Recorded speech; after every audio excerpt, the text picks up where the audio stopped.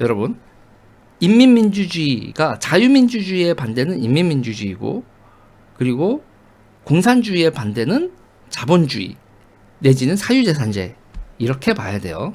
그러니까 자유민주주의하고 사유재산제, 그리고 인민민주주의와 공산주의, 이렇게 매칭이 되어 있는 겁니다. 그러니까 자유민주주의의 반대가 공산주의, 이렇게 돼 있으니까 이게 매칭이 잘 안 되는 거예요.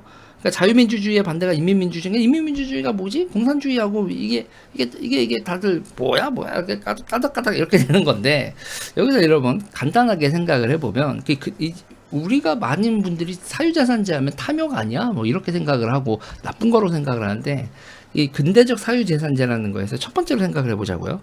재산을 가질 자격이 모두 다.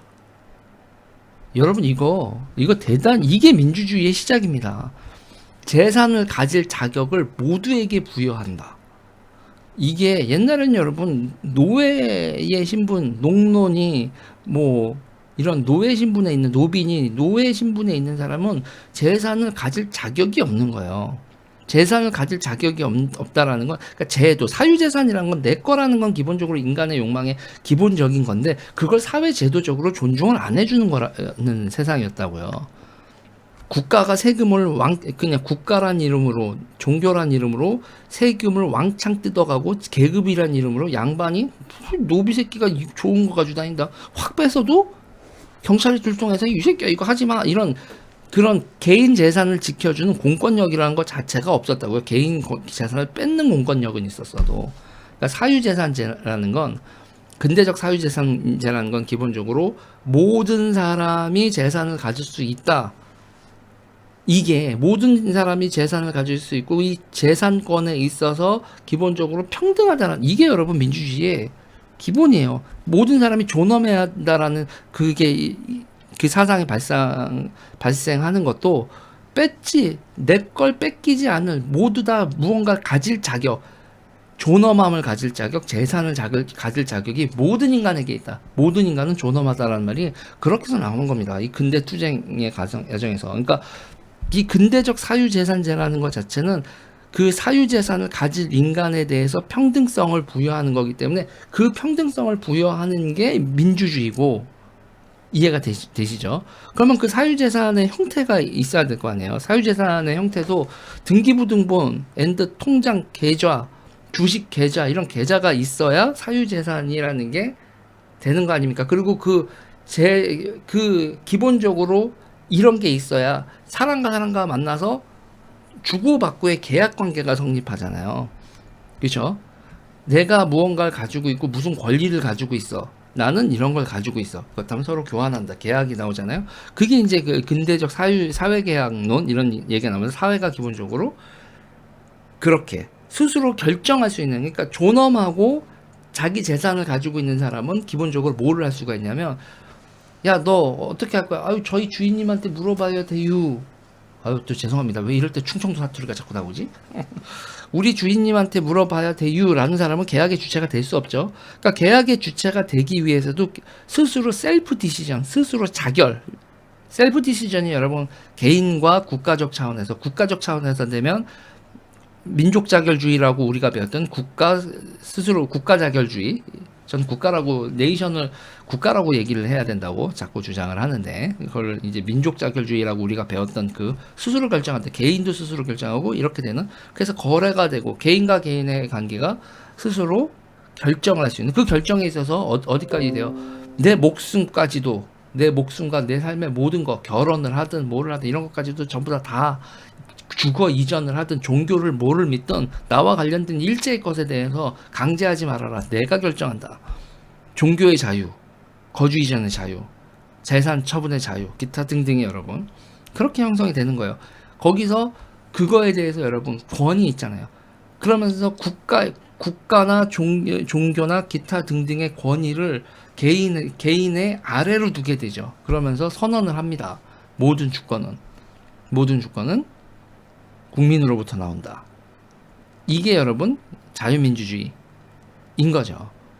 이렇게 되는 거예요. 이 자유민주주의를 기본적으로 여러분 돼야 돼. 근데 이제 인민민주주의나 이런 거에서 나오는 이게 뭐냐면, 그래서 민주주의 국가 만들 때 부르주아 계급만 재산 갖고, 이거는 재산을 근데 나는 옛날에도 봉건제일 때도 나는 아무것도 가진 게 없었고 자본주의로 와도 나는 아무것도 가진 게 없다. 그러면서 그런 사람들이 혁명을 일으키는 사상.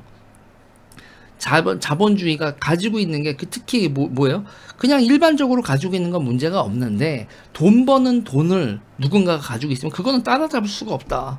그거를 인정할 수 없다는 거예요. 기본적으로 공산주의라는 것도 이게 집에 있는 뭐 가재나 뭐 이렇게 가재도구나 이런 거를 인정 못 하겠다가 아니라 응?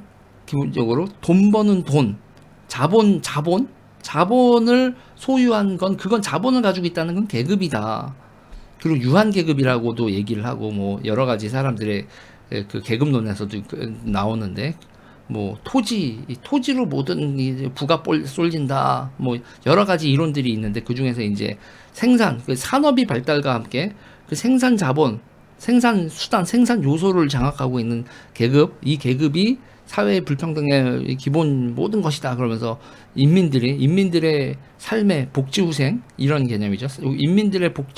보통 사람들의 복지 후생을 위해 생산력이 이용되기 위해서 모든 부의 원천은 소비에트, 그러니까 인민에 의해서 통치돼야 된다. 그리고 인민에 의해서 통제되기 위한 방법으로 위원회를 만들죠. 이게 뭐예요? 이게 인민민주주의입니다. 그래서 여러분 저는 그래요. 위원회 쉽게 만들지 말아라. 위원회 쉽게 만들지 말고 해라 이런 얘기를 해요. 그러니까 말로만 하면 두 개 다 좋은 것 같지만 실제로 있잖아요. 인간의 자기 책임성과 그런 것들을 존중하고 그리고 자유민주주의 국가가 특히 중산층이 될 수 있는 기회가 열려 있는 그런 나라들에서는 인민민주주의나 이런 사람들은 끽소리하지 말아야죠. 그래서 항상 이제 자유민주주의 국가는 기본적으로 사람들이 그러니까 그때 1950년대 기준으로는 세 개예요. 집과 자동차와 백색 가전. 이 세 가지만 가지고 있어도 그리고 안정적인 연금이나 이런 거에 대해서 그런 중산층을 육성하면 자유민주주의는 절대로 공산주의로부터 도전받을 일이 없다.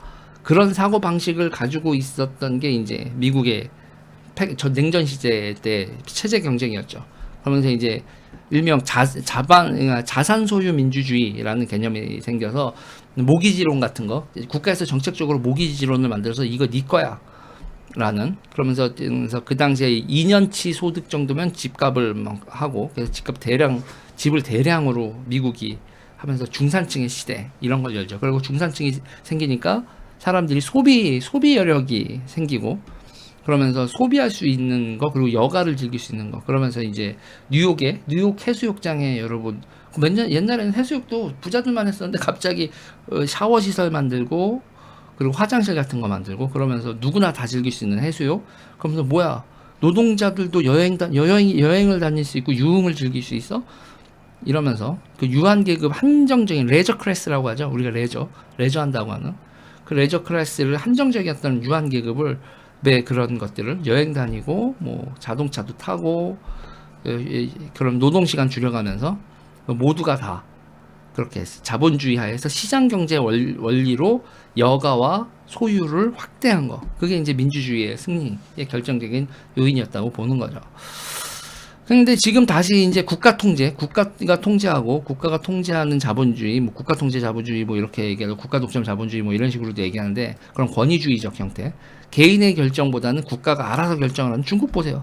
니네 코로나 도니까 하루 종일 상해에 있어라 이런 게 막 벌어지잖아요.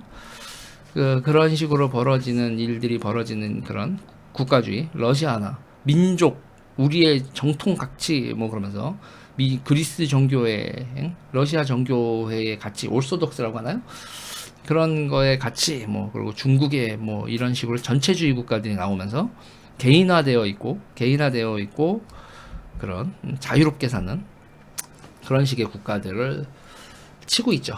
그리고 그런 자유로운 국가, 우리나라도 최근에 이제 집값이 확 올라가면서 우리가 열심히 일을 해도 집을 가질 수 없는 거 아니야? 자산 획득에 대한 좌절, 그러면서 이 사유재산제와 민주주의에 대한 기본적인 회의를 들도록 이런 사회 환경이 만들어졌죠. 저는 민주당 정권 하에서 집값이 팍팍 오르는 거, 그리고 사람들이 재산을 좌절할 만큼 이런 상황을 만드는 거.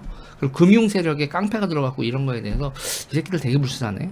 그렇다고 생각합니다. 우파 정당은 여러분 우파 정당은 기본적으로 사람들이 자산을 획득하고 중산층이 될 수 있는 거에 대해서 노력하면 일명 노력하면 될 수 있다라는 그 가능성의 범주 내에 주택과 자동차와 이런 백색 가전과 여가를 공급을 해야 이게 민주주의가 넘어가지 않죠. 리퍼블릭 특히 그래서 이제 이렇게 리퍼블릭 유지하기 위해서 로마 같은 데서 막 전차 경기하고 콜로세움 하고 목욕탕 만들어서 공짜로 목욕하게 하고 그게 로마 시대의 유흥 아닙니까? 대리석 목욕탕 가가지고 노천 목욕장에서 밑에서 나무 막 나무 떼가지고 뜨거운 물 계속 콸콸콸콸 나고 지하가 보일러실은 아닌 보일러는 아니 보일러죠. 물 끓이는 거니까 그 나무로 이렇게 불 끓여가지고 공중 목욕탕 운영하고 그랬었던 거거든요. 기본적으로 리퍼블릭은 사유재산과 이렇게 유흥 이게 제공되지 않으면 그 민주주의가 작동하지 않는 그런 또 측면도 있고 뭐 약간 얘기가 옆으로 번지는데 아무튼 자유민주주의와 인민민주주의 그리고 자본주의와 공산주의의 시스템에 대해서 지금 근본적으로 좀 생각을 할 필요가 있어요. 이 얘기 여기까지 하겠습니다.